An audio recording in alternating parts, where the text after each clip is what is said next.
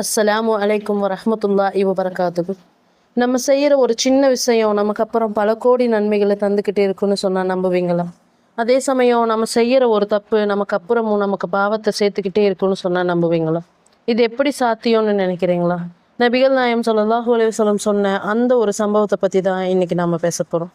ஒரு நாள் அல்லாஹுவோட தூதர் ஸல்லல்லாஹு அலைஹி வஸல்லம் அவங்க மற்ற சஹாபாக்களோட இருக்கும்போது கம்பளி ஆடை அணிஞ்ச சில கிராமத்து மக்கள் அங்கே வந்தாங்க.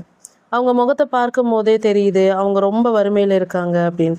அவங்களுக்கு உதவி தேவைப்படுதுன்னு ரசுல்லா புரிஞ்சுக்கிறாரு. இதை பார்த்ததும் ரசுல்லாவோட மனசு ரொம்பவே சங்கடப்படுது. உடனே அங்க இருந்த மக்கள் கிட்ட இவங்களுக்கு தான தர்மம் செய்யுங்கன்னு சொல்றாங்க. ஆனா ஆரம்பத்துல மக்கள் கொஞ்சம் தயங்குறாங்க, யாரும் உடனே முன் வரவே இல்லை. இதை பார்த்ததும் நபிகள் நாயம் ஸல்லல்லாஹு அலைஹி வஸல்லம் அவங்களோட முகம் வருத்தத்துல மாறுது. அந்த நேரத்துல தான் ஒரு அன்சாரி தோழர் வர்றார். அவரோட கையில ஒரு பெரிய பை இருந்துச்சு, அதுல நிறைய வெள்ளி நாணயங்கள் இருந்துச்சு. அதை கொண்டு வந்து அவர் தர்மம் செஞ்சார். அவரை பார்த்ததும் அங்க இருந்த மற்றவங்களுக்கும் ஒரு ஆர்வம் வந்துச்சு. ஒவ்வொருத்தரா வர்றாங்க, தர்மம் செஞ்சாங்க. ஒரு கட்டத்துல அங்க ஒரு பெரிய குவியலே சேர்ந்துடுச்சு. இதை பார்த்ததும் நபிகள் நாயம் ஸல்லல்லாஹு அலைஹி வஸல்லம் அவங்க முகம் மகிழ்ச்சியில மலருது.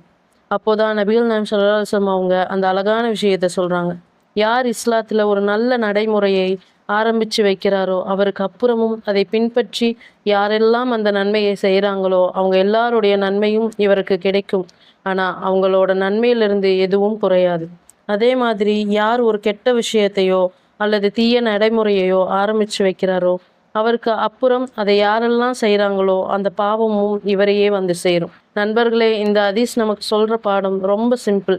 ஒரு நல்ல விஷயத்தை நம்ம முன்னெடுத்து செய்யும்போது மற்றவங்களுக்கும் அது ஒரு உத்வேகத்தை கொடுக்கும். நாம் ஒரு ரோல் மாடலாக இருக்கும்போது நாம் இறந்த பிறகும் அந்த நன்மைகள் நமக்கு கிடைச்சிக்கிட்டே இருக்கும். ஸோ இன்றைக்கி நீங்கள் ஒரு நல்ல விஷயத்தை ஆரம்பித்து வைக்க போகிறீங்களா, இல்லை ஒரு தப்பான விஷயத்துக்கு முன்னுதாரணமாக இருக்க போகிறீங்களா? நீங்களே முடிவு பண்ணிக்கோங்க. இந்த வீடியோ பிடிச்சிருந்தா ஷேர் பண்ணுங்கள். ஏன்னா நீங்கள் ஷேர் பண்ணுறது மூலமாக மற்றவங்க இதை தெரிஞ்சுக்கிட்டா அதுவும் உங்களுக்கு ஒரு நன்மையாக வந்து சேரும். இன்ஷா அல்லாஹ்.